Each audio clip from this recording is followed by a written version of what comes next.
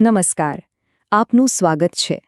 આજે આપણે એક એવી જ જબરદસ્ત ટેકનોલોજી વિશે વાત કરવાના છીએ જે તમે જુઓ ખેડૂતો માટે એકદમ જરૂરી સાધન બનવા જઈ રહી છે. અને એ છે આર્ટિફિશિયલ ઇન્ટેલિજન્સ, એટલે કે એઆઈ. ચાલો એક ક્ષણ માટે કલ્પના કરીએ, શું થાય જો કોઈ ખેડૂતને પહેલેથી જ ખબર પડી જાય કે ક્યારે જીવાતનો હુમલો થશે, હવામાન કેવું રહેશે કે પછી બજારમાં પાકનો શું ભાવ મળશે. બસ આ જ સવાલનો જવાબ હવે આપણને એઆઈના રૂપમાં મળી રહ્યો છે. તો આજે આપણે શું શું જાણીશું? સૌથી પહેલાં તો ખેતીના આજના પડકારો પર એક નજર કરીશું. પછી સમજીશું કે આ કૃષિ એઆઈ આખિર છે શું? અને પછી જોઈશું કે એનાથી કેવી રીતે સારા નિર્ણયો લઈ શકાય, ખેતરથી બજાર સુધીની સફર કેવી રીતે સરળ બને છે અને ખેતીનું ભવિષ્ય કેવું દેખાઈ રહ્યું છે. તો ચાલો સૌથી પહેલાં સમજીએ કે આજના સમયમાં ખેતી કરવી કેમ એટલી બધી પડકારજનક બની ગઈ છે. તો આ છે આજના પડકારો. જો ક્યારેક વાતાવરણ સાથ નથી આપતું, તો ક્યારેક પાકમાં રોગ કે જીવાત આવી જાય છે. જમીનની ફળદ્રુપતા પણ દિવસે દિવસે ઘટતી જાય છે. અને ઉપરથી બજારના ભાવ ક્યારે ઉપર જાય ને ક્યારે નીચે એનું કોઈ ઠેકાણું નહીં. આ બધી બાબતો એવી છે ને જે મોટાભાગે ખેડૂતના હાથમાં હોતી જ નથી, અને આ જ અનિશ્ચિતતા ખેતીને ખૂબ જ અઘરી બનાવી દે છે. તો હવે આવે છે આપણી કહાનીનો હીરો, આર્ટિફિશિયલ ઇન્ટેલિજન્સ. ચાલો એકદમ સરળ ભાષામાં સમજીએ કે ખેતી માટે એઆઈનો અર્થ શું થાય. એકદમ સાદી ભાષામાં કહીએ તો એઆઈ એટલે જાણે કે એક ડિજિટલ કૃષિ સલાહકાર.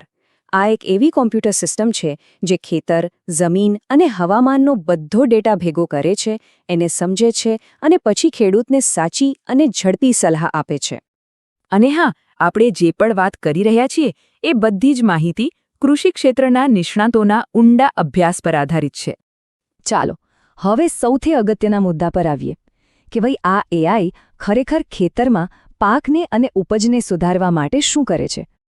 જો આખી પ્રક્રિયા ખૂબ જ સરળ છે. સૌથી પહેલાં તો સેન્સર, ડ્રોન અને બીજી ટેકનોલોજીની મદદથી બધો જ ડેટા ભેગો કરવામાં આવે છે. પછી એઆઈ આ લાખો કરોડો ડેટા પોઇન્ટ્સનું વિશ્લેષણ કરે છે અને એમાંથી તારણ કાઢે છે કે સમસ્યા ક્યાં છે, અને છેલ્લે એ ખેડૂતને એકદમ ચોક્કસ અને સાચા સમયે સલાહ આપે છે. આ ખરેખર જબરદસ્ત છે. તમે એવું સમજો કે એઆઈ જાણે એક પ્લાન્ટ ડોક્ટર છે. ખેડૂત બસ પાંદડાઓનો એક ફોટો પાડે અને એઆઈ એ ફોટો જોઈને જ કહી દે કે છોડમાં કયા પોષક તત્વની કમી છે અથવા કયો રોગ લાગ્યો છે. છે ને કમાલની વાત? અને હા, એઆઈની સલાહ કોઈ ગોળ ગોળ વાત નથી હોતી, એકદમ ચોક્કસ, જેને કહેવાય ને કે પોઈન્ટ ટુ પોઈન્ટ. જેમ કે ચણાના પાકમાં જો પહોળા પાનવાળા નીંદણ દેખાય તો એના માટે 2,4-D અને LMS મિક્સ પાવડરનો જ ઉપયોગ કરો. હવે વિચારો, આટલી ચોકસાઈથી કામ થાય તો પરિણામમાં કેટલો મોટો ફરક પડી શકે. અને પરિણામો આપણી સામે છે. આવી ચોક્કસ ખેતી પદ્ધતિથી ખાતર, દવા જેવા ખર્ચમાં લગભગ 20% સુધીની બચત થઈ શકે છે. અને સૌથી મોટી વાત, પાકની ઉપજમાં 50% સુધીનો વધારો પણ જોવા મળી શકે છે. આ આંકડા ખરેખર ખેતીની દિશા બદલી શકે છે. પણ વાત અહીં પૂરી નથી થતી. એઆઈના ફાયદા માત્ર ખેતર સુધી સીમિત નથી. એ ખેડૂતને ખેતરથી છેક બજાર સુધી મદદ કરે છે. ચાલો જોઈએ કેવી રીતે.